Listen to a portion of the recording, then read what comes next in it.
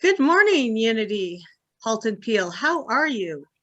It is once again our time to come together and have a little time away from the world together with our spiritual family and to shine our light through the world and to be the blessing that we know we are to this wonderful world that we live in. So this morning, my name's Wendy Carr. I'm a licensed Unity teacher, which means I'm credentialed by Unity to lead services like this, among others. And we at Unity Halton Peel have a mission to lovingly inspire transformation and be of service to the world. And one of the ways that we do this is to share our Sunday gathering service. And now to open our service, I'm going to call on Ruth Ellen to please read our daily word for today. Good morning, excuse me. Good morning, everyone. The title of the daily word for Sunday, May 29th, 2022 is comfort. The love in my heart is my comfort. If the sadness of loss diminishes my joy as I think of happy experiences with the loved ones who are no longer with me, I remember that the love we shared will bind us together always. Love can never die. Love, the most beautiful attribute of God, is present always and everywhere. I am comforted as my heart opens to the divine love within me, knowing that this same love enfolds all of those I hold dear, no matter where they are on the eternal journey of life. Peace and strength grow in my awareness as I open myself to love's expression. I bless everyone who comes to mind today with a loving thought. I speak a loving word or perform a simple act of kindness whenever I can. As I bring comfort to others, I am comforted also. And from Psalm 119, verse 76, let your steadfast love become my comfort according to your promise to your servant. Thanks, Ruth Ellen. Nicely done. Yeah. So normally I would have a really upbeat song, but I found it really interesting. This would be our daily word for today in light of what happened in Texas. And if you're watching at a later time, this is the first Sunday after the massacre of the children at Robb Elementary School. And I have more to say about that, but I've been kind of struggling this week, to be quite honest. The original title was Humor as a Spiritual Practice, and it's been hard to find humor this week. So I had to dig a little deeper, but instead of a really upbeat song, I chose to do something a little quieter, and I hope you enjoy it. Feel free to mute yourselves and sing along. And I only say mute yourselves because we get that feedback. So thank you in advance.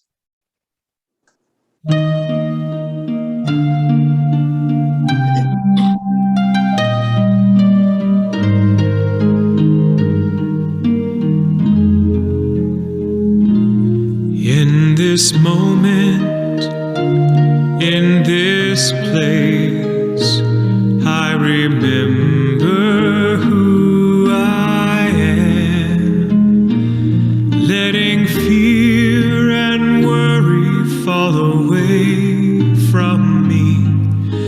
I open my eyes and see there is only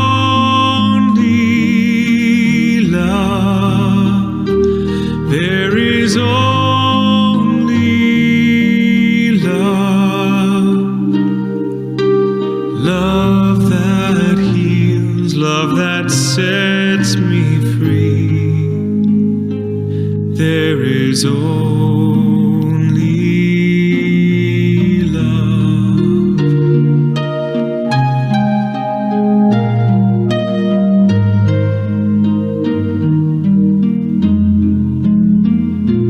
When I lose myself,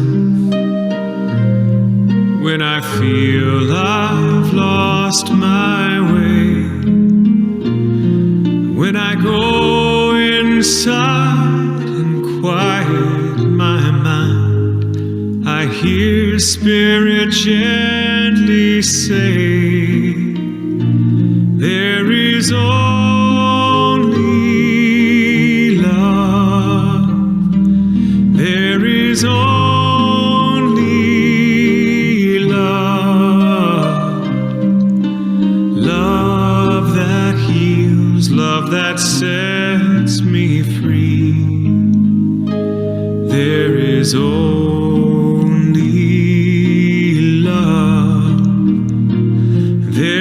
is only love.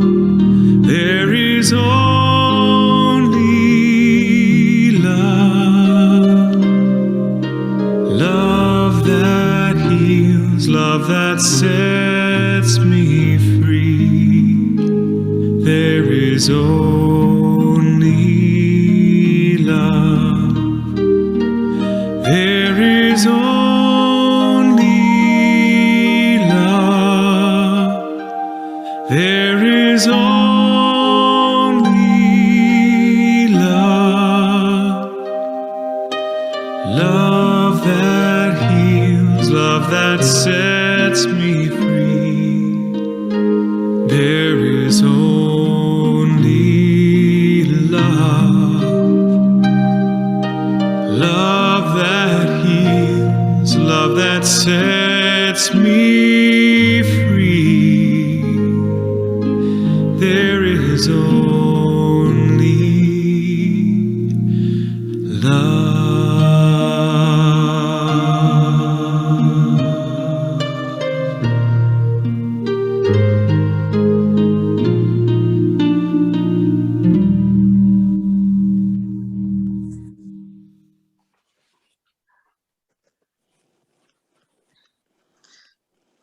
So just as I alluded to before the song, when I submitted the title and the blurb for what today was going to be about, I had intentions that I would wear a very silly hat and a silly shirt.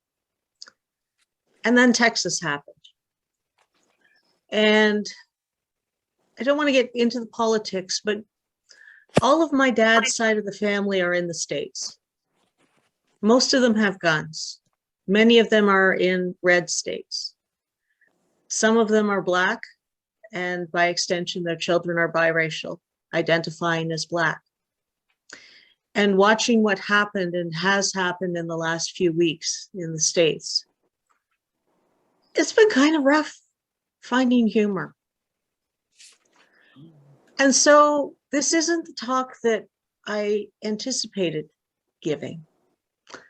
This is a reworking, reflecting the challenge I felt this week, and even after the shootings in Buffalo, of how do I find a light touch?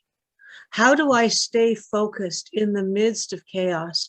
How do I stay positive and affirmative when it feels like people are just being nonsensical? So let me start with a little bit of background.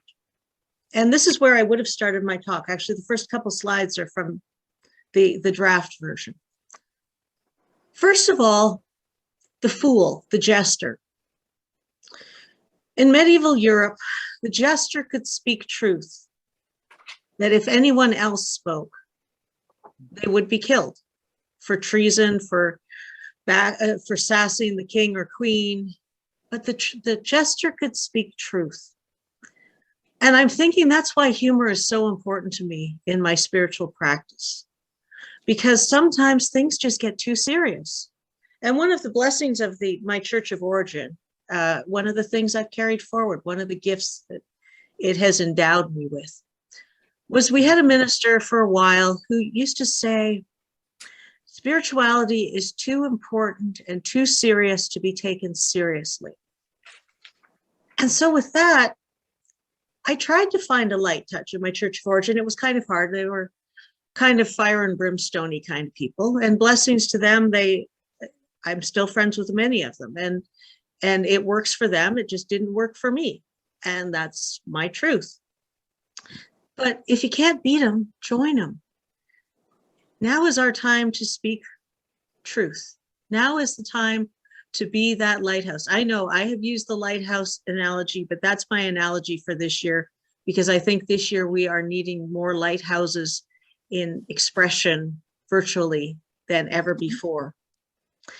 So when I came into Unity and I started taking classes and workshops, one of my early ones, having been raised in a fairly biblical centered church, was Bible, because I wanted to know more. And it was clear that Unity was teaching it a bit differently than I had learned. And one of the books we used was called Wisdom for a Lifetime, How to Get the Bible Off the Shelf and Into Your Hands. One of my favorites. If you've taken a Bible class with me, you've been exposed to this book, whether you knew it or not. And one of the things that Alden Studebaker does is he talks about 9 lenses. So ways that we can look at the Bible, which of course was mind-blowing for me, because when I was growing up, there were only 2 ways to look at the Bible, the right way and the sinful way. But Alden has included in this the idea of comedic, the idea that we can look at some stories and see the humor in it. And remember, these are stories about people. So people can be fallible. People can have things happen to them that seem crazy, or, in context. If you can allow yourself to let go of that societal norm that Bible has to be very serious and it's holy and you have to be somber and all of those kinds of things, if you can let go of that societal norm, you can have a really interesting conversation about scripture. So here's my favorite example of humor in the Bible. Oops, let's go forward. Why is sorry, I'm hitting the wrong button on my mouse. That's why. Back in Numbers, I know all of you know Numbers forwards, backwards, and inside out, but there's a little gem in there. And if you have a Bible at your home, or you know where to look for one online, I invite you to read this story because it's quite funny, in my opinion. Numbers 22. So we're talking way back in the Hebrew scriptures or Old Testament. And the story of Balaam, the donkey, and the angel it's a talking donkey. When the donkey sees, Balaam's riding the donkey, and the donkey sees the angel of death. And so he moves to avoid the angel of death, and he bumps his master against a wall. And Balaam gets all upset. And eventually the donkey's like, "What's your problem? I was protecting you. Have I ever done anything to harm you before?" I mean, think about it. A talking donkey in scripture. Isn't that a little crazy? Isn't that a little silly? I'm wishing I could have taught a Sunday school lesson on that. I think I could have had a lot of fun with the kids talking about Balaam and the donkey. If we fast forward through the Bible to the Gospels, there are a number of stories that we hear about Jesus.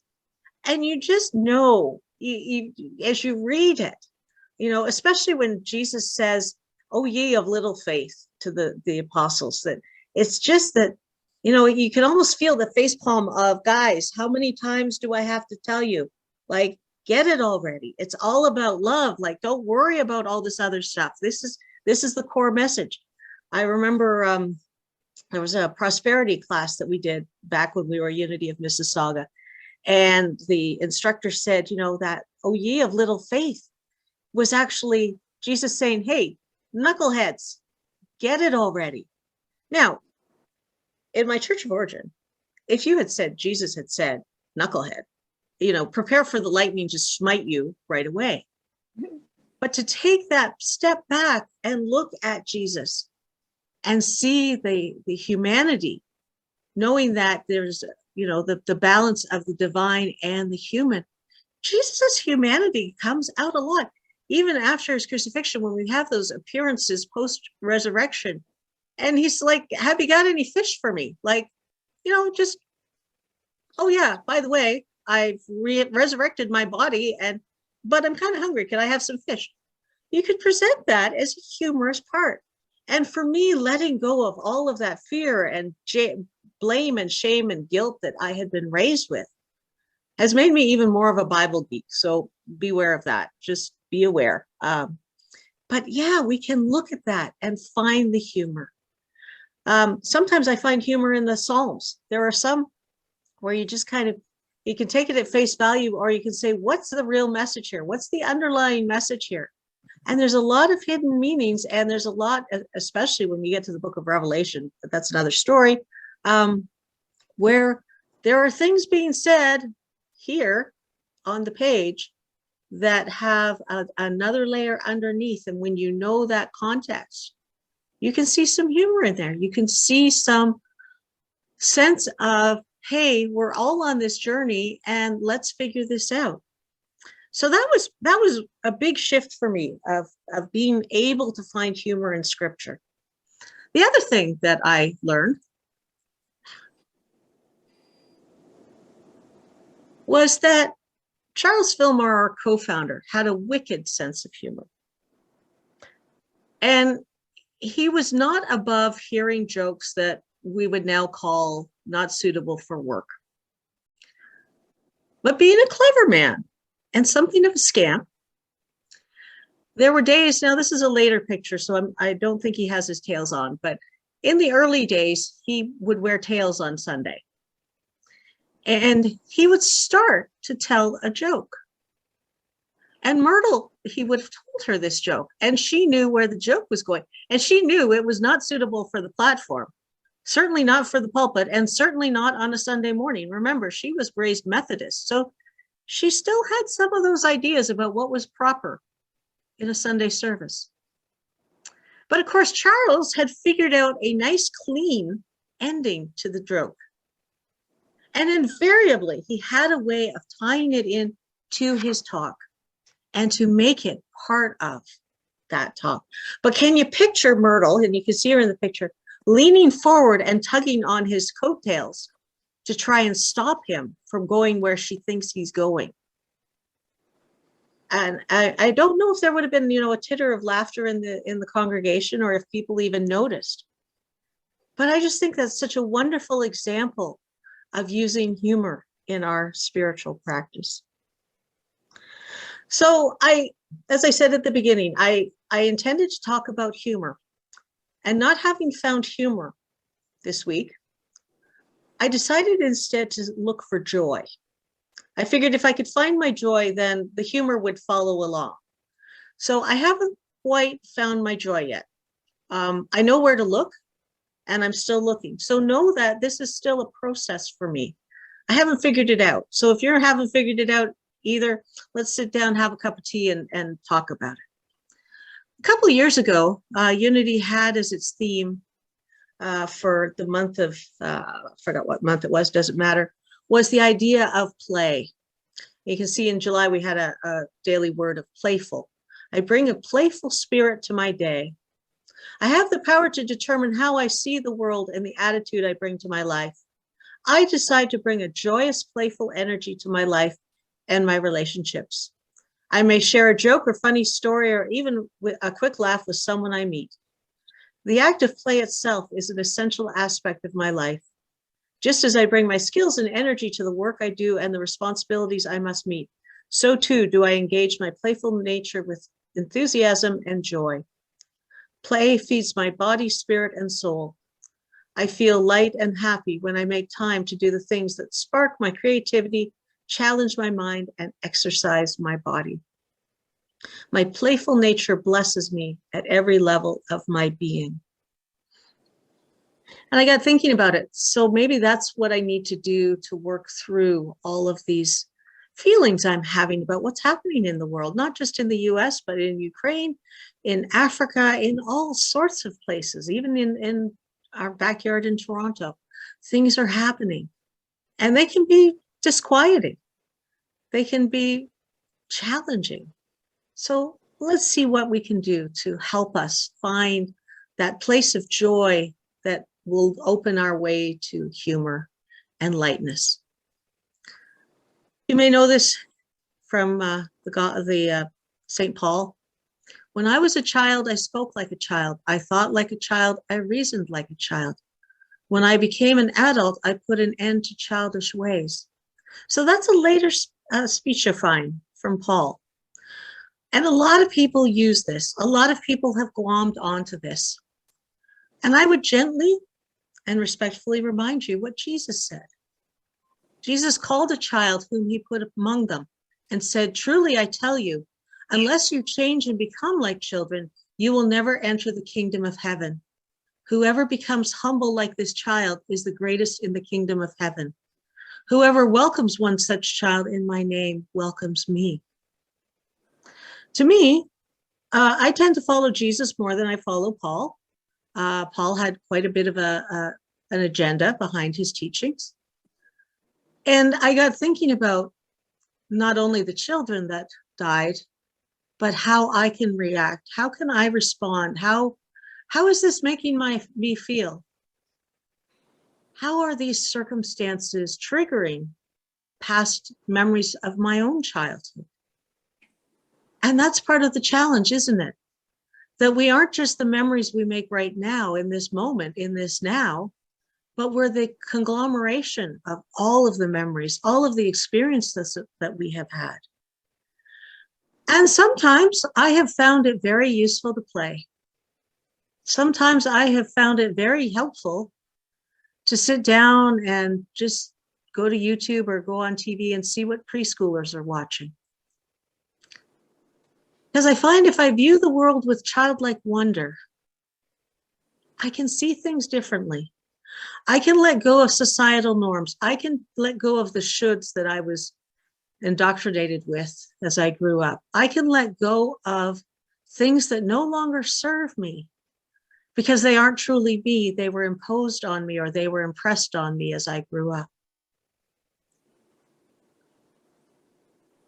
And this is my affirmation for this week. I am ready to give birth to new expressions of spirit as I release limitations. You know what? I can't find humor in a shooting, but I can find humor in politicians stumbling over themselves to try and make sense of things and keep to their political aspirations and their quest for power. Not that I like it, but I can just kind of roll my eyes and say, oh dear, oh my. Hard to be you, isn't it? And then I can, in the next breath, bless them and affirm that the Christ within them is there, is present, being ignored perhaps in my judgmental opinion, but that I can laugh at things, even if it's just to release the energy and the emotion. Because quite frankly, I have found I hurt less physically if I have had a really good belly laugh than if I have been sobbing uncontrollably. Because the sobbing uncontrollably uses muscles that I rarely use, usually only when I'm sobbing uncontrollably. And I would much rather not have that additional pain for a day or two as the muscles say, excuse me, you didn't use us lately. So how do we go into this? Well, I find joy in being my true self. That means people don't know what's going to come out of my mouth sometimes. There's a phrase in my own family, you know, if somebody comes with a good comeback, we'll say, oh, that was good and fast. That's something that my family encourages, and I'm grateful for that. Because sometimes some of the comments I made when I was fully employed full-time for the government got me in some trouble. It's not a good sign when your phone rings and your boss says, get your union rep and get to my office now. And you find out it was just a little offhand remark you made. And yet, when they realized that I said it in a way of authenticity, I was off the hook because I was being my true self and no harm was intended. And finding that true self and loving that true self and being in joy that you are who you are, a unique expression of spirit, of God, of oneness, of eternity, whatever it is you call that, is being joyful, finding that joy, finding those spaces in yourself that are so uniquely yours that no one else can match it. A few years ago, I was invited to speak at Unity York Region, and they asked me for an affirmation, and this is what I gave them. I love myself fully and fearlessly. My divinity shines through. As we find human joy, as we find that emotional, physical, oh, wow, you know, you just feel your body lighten up. You feel your face start to shine at the joy. Whether it's, I'm having a lot of fun right now. Squirrel in the backyard has babies and they're starting to, I'm seeing them around. Just watching that and having that joy of, I have eyes that can see. I have a mind that understands what's going on there and can process everything. I'm safe because I'm behind glass. I'm not interfering with them. They're not interfering with me. And we're having this little dance of, I see you, but you don't see me. Heraclitus, a Greek philosopher. Man is man, woman. They is most nearly themselves when they achieve the seriousness of a child at play. I've been blessed. A friend of mine became a grandmother a couple of years ago, and every so often I'll open my phone and there's a video. And there is this incredible countenance that comes on this child's face when they're at play.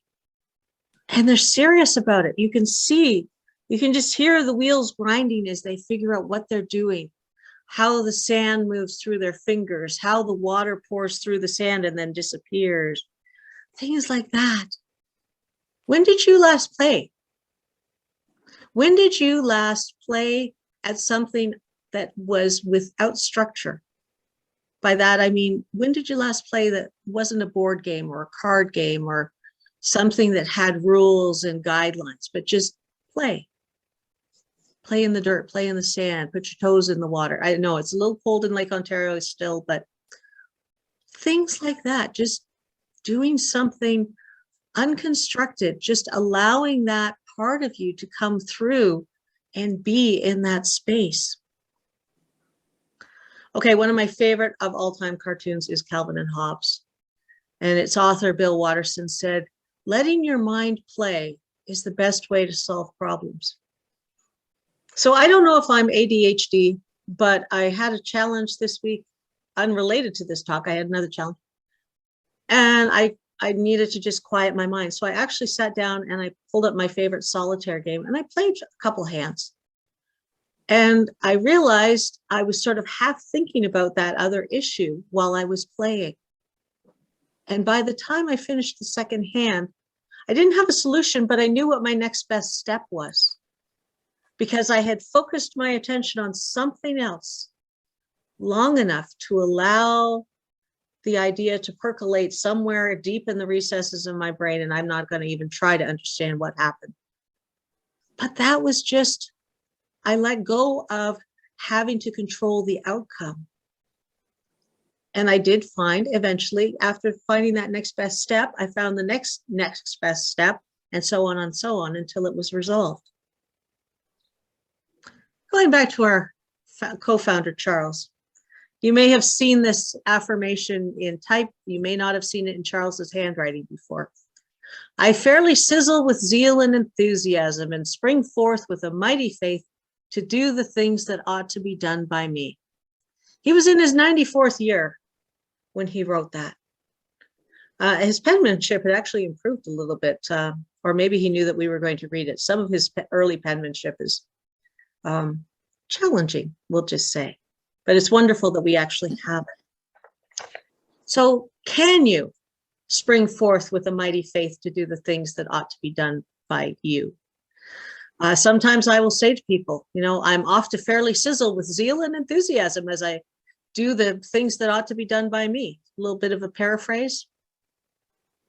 But it's like learning that work doesn't have to be work, that we can find ways to make things pleasant, that we can find ways to bring that joy, bring that enthusiasm, bring that sense of, smile to whatever it is we're doing. And we can choose to be enthusiastic about life. That's not to say there won't be hard times. That's not to say there won't be times of great sorrow and wailing and gnashing of teeth, just to add the scriptural verse. But that in the midst of that, we can find joy. I was reminded as I was thinking about all of the funerals that are taking place in the States related to gun shootings. And many of you know, if you're meeting me for the first time, my husband passed about 2.5 years ago. And we had an incredible memorial for him. And I was approached by a number of people. And yes, there were tears. There were lots of tears. But many people said to me that they had never laughed so hard and so often at a funeral as they did on that day.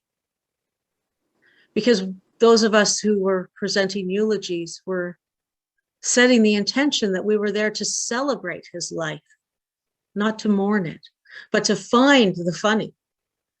I sometimes watch my own eulogy that I gave, and which is kind of awkward, but I get through it. And I told funny stories. I could have said how lonely my life would be without him and how he was the love of my life and all those things. But in the midst of my sorrow, I knew that it was much better for us to laugh, to allow the tears as they came, but to try and find the humor. To find the humor in a man who said to me that he knew I didn't like drinking coffee, and when he had just had some surgery and was cleared for coffee, and he was at home, and I ground the beans and brewed his coffee, and he looked at me in shock and said, "Oh, I must be dying. You made me coffee." And that was, that was the humor. Do I miss brewing coffee? Actually, no, I don't. But that's okay. So trying to find, and I know I just heard Yoda's voice going, do or do not, there is no try. Well, sometimes I have to try. Sometimes I have to take that baby step and give myself permission to be wherever I am at the moment. And if I'm oscillating between tears and laughter, so be it. My muscles might hurt later, but it's worth it. So humor can be a spiritual practice. Even if the spiritual practice is simply allowing ourselves to be in integrity with who we truly are, what we truly believe, and what we truly stand for. Not always easy. Not always easy to find the laughter. It can be much easier to find the tears and the negativity.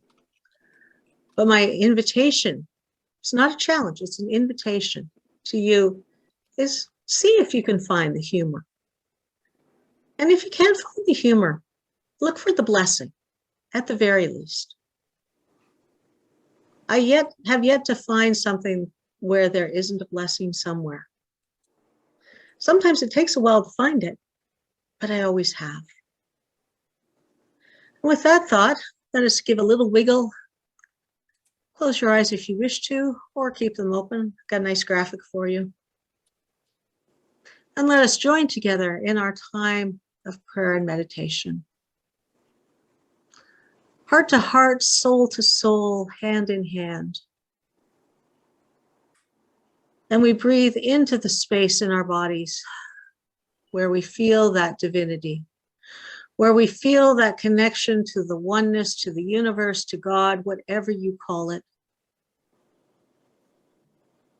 Where you feel that part of you that is connected, where you feel that part of you that is so filled with strength and faith that you feel all things are possible even if you can't see them.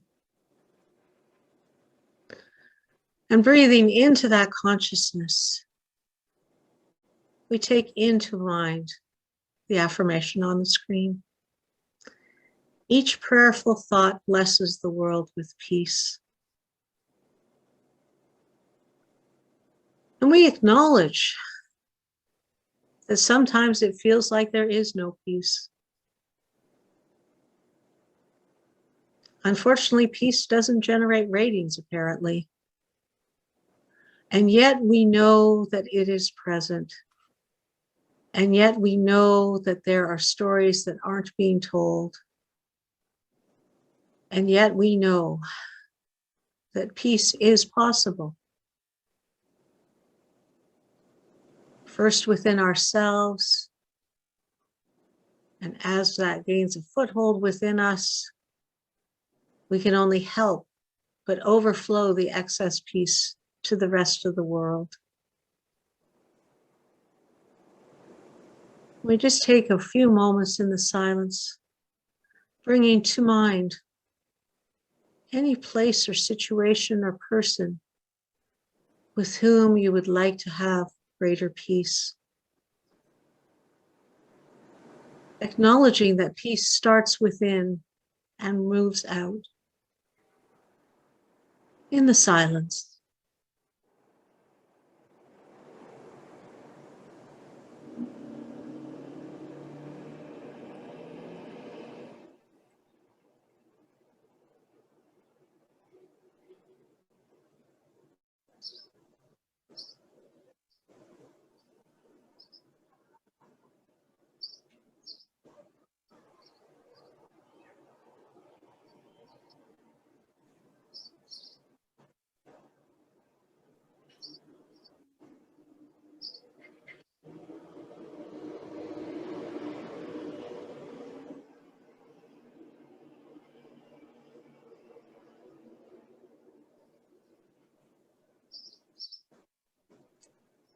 And as we rest in this peace, knowing that our joint peace expands and enfolds this world,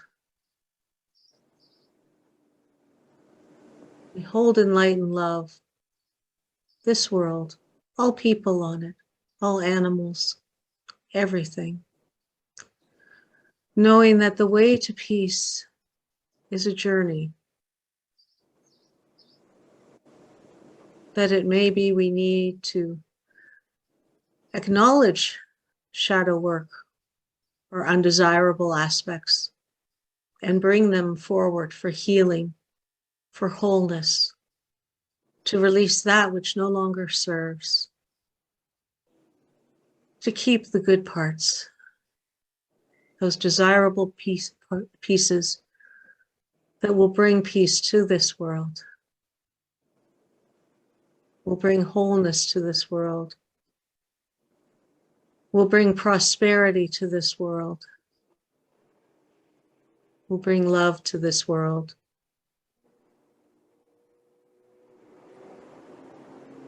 And as we close, we send our love, light, and wholeness to all. And so it is, and so it shall be. Amen.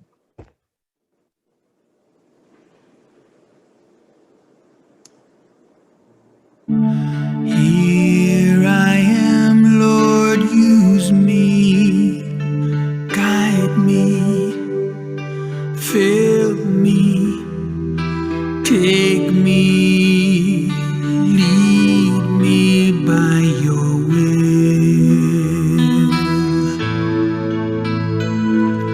Here I am, Lord, here I am, Lord, use me, guide me, fill me, take me, lead me by your will.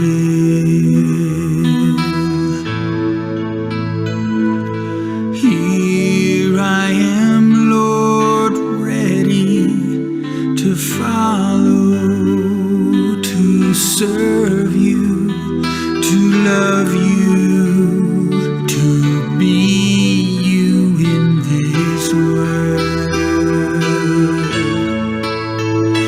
Thy will is done through me this day. Thy will is done through me this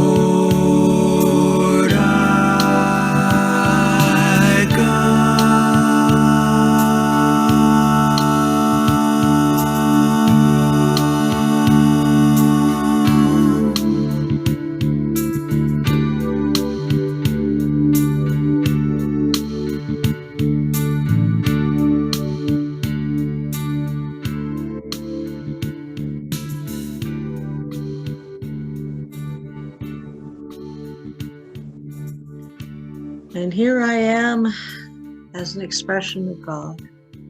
Love that song. It was actually written by one of my teachers in LUT school, so it has great memories for me. If you feel the need for additional prayer, of course, we have our own prayer team here at Unity Halton Peel. You can send an email to info@unityhaltonpeel.org.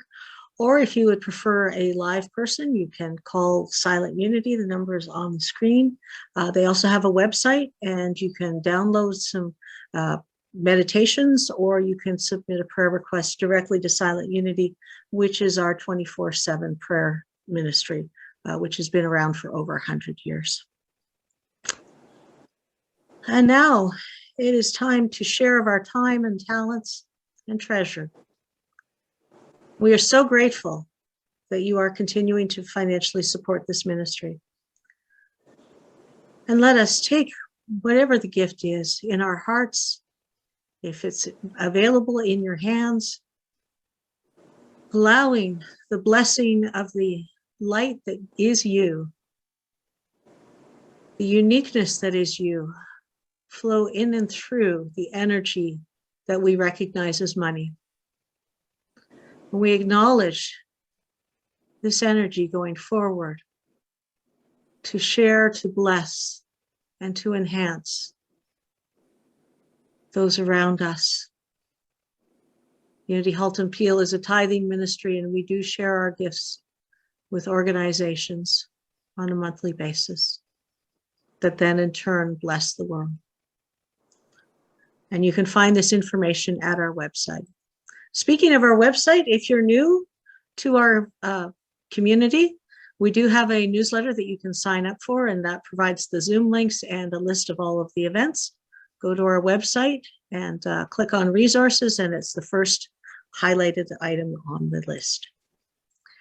The news blast comes out on Tuesday, so I'm announcing right now that our prayer circle has been canceled for this week only. It will resume on the 6th.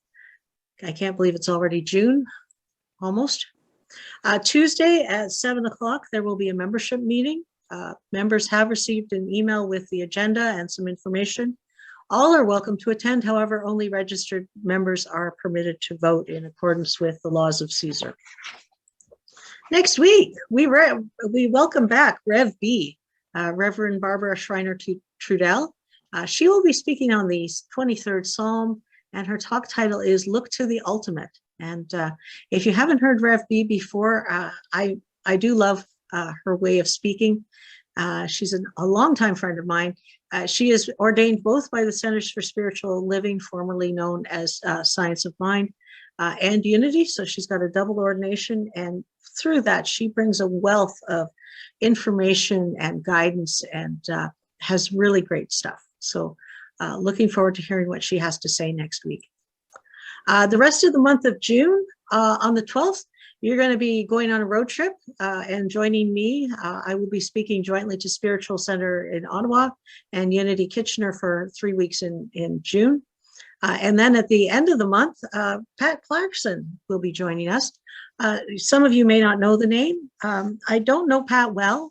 She's been around Unity for a long time and was for a while a spiritual leader. And then life took her someplace else. And she said, "Is this my path?" And Spirit said, "Yes." And she said, "Okay, here I go." So she's going to be talking on love, and her talk titles are No Action Required, Free for the Taking, and a big question, looking forward to this one, are you a hostage taker? So we look forward to welcoming Pat Clarkson on the 19th and 26th. As always, the gatherings will be on Zoom at 10:30 Eastern. And let us join together in our hearts back into that space of love and appreciation, seeing the children of the world, not just our own. And let us breathe into that knowledge, and together, children and youth of Unity and of the world, we love you, we bless you, and we appreciate you just the way you are. And we are so grateful for all children. And as we bring this service to a close, let us join together in our prayer for protection with the words, The light of God surrounds us. I am light. Light. The love of God enfolds us. I am love. The power of God protects us. I am power. Power. The The presence presence of God watches over us. I am presence. Wherever we are, God is. I am divine. And now we turn to Sue Riley for our closing song.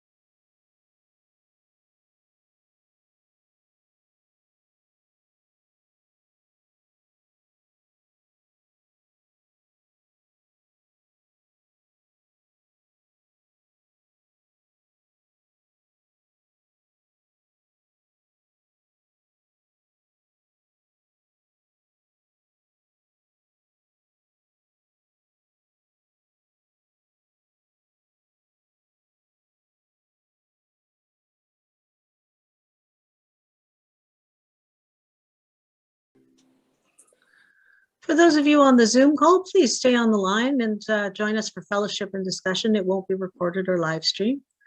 And for everyone else, wherever you are, whenever you are watching, blessings to you. Thank you for joining us.